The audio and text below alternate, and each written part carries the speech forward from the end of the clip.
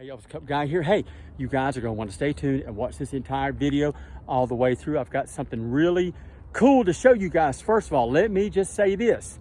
This is part 2, the conclusion of the exclusive interview with Scotty Moore, okay? If you didn't see last week's video, go back and check it out. It isn't long, but Scotty Moore gives a short interview, 2 little segments, and some stuff you wouldn't believe. Now, this is the conclusion.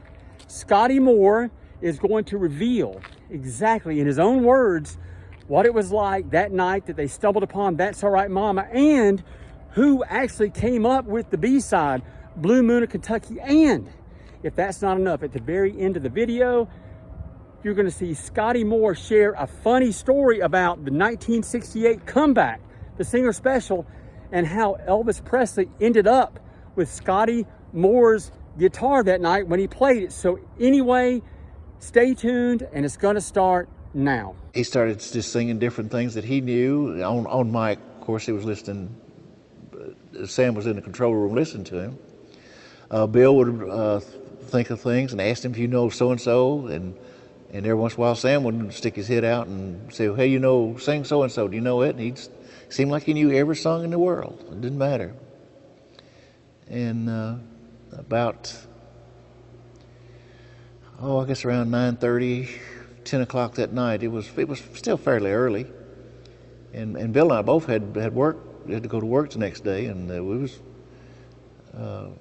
just about ready to hang everything up and go home when Elvis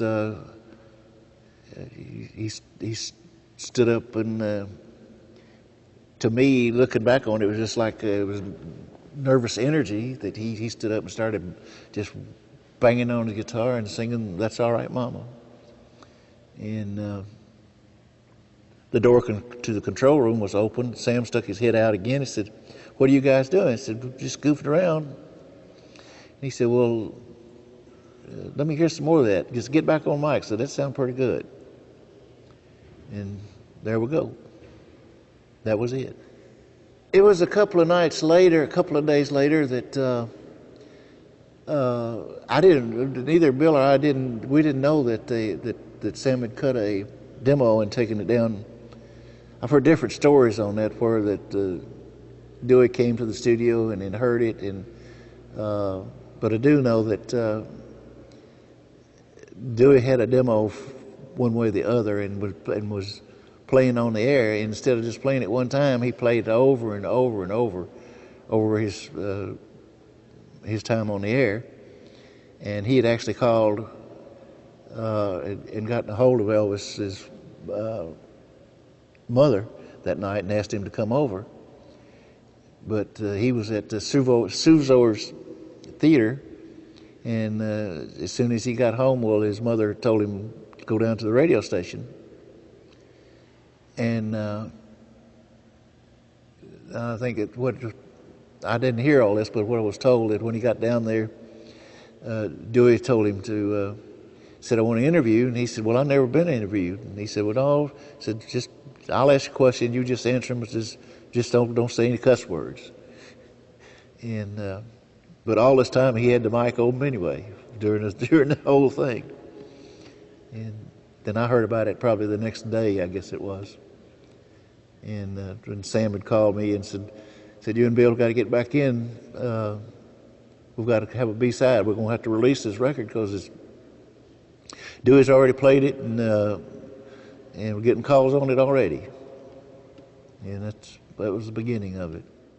Bill was the one that came up with the B-side, and Bill was sitting straddle of his bass. We was just taking a break, and he was sitting on his bass and started banging on both sides of it and singing Blue Moon of Kentucky in falsetto in a high. He was just mocking this, again, with just really nervous energy.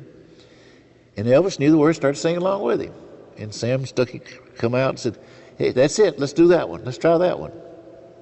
And that was the B-side. So regardless of what you hear, the whole thing was really an accident to begin with.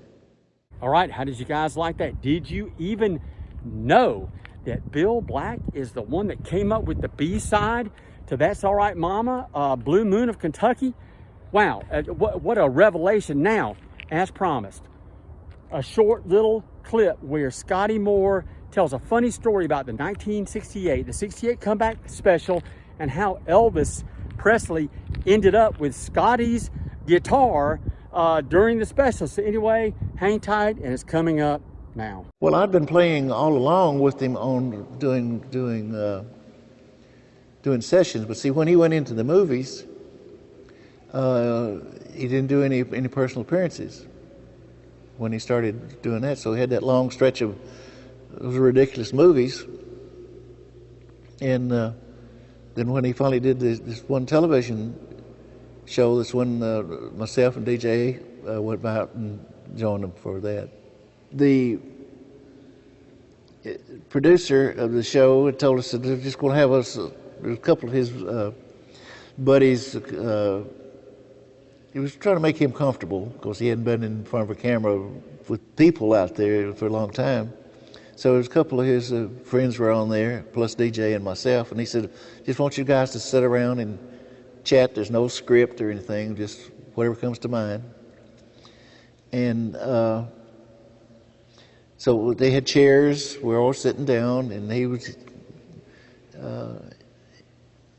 you could tell he was very nervous to begin with, and just making wisecracks and so forth. And finally, we didn't have straps on the guitar either. So if you see it again, you'll see when he stands up and puts his foot on the chair. And I don't forget what song he's doing, but some old song that they used to do after hours kind of thing. And so that didn't suit him. He was really getting hot now. He was getting ready. So he saw that I had my guitar and had the amplifier, and he was playing the acoustic. Couldn't hear it. So at least when he got mine, and we switched guitars. And you see that look I give him when we switched guitars too.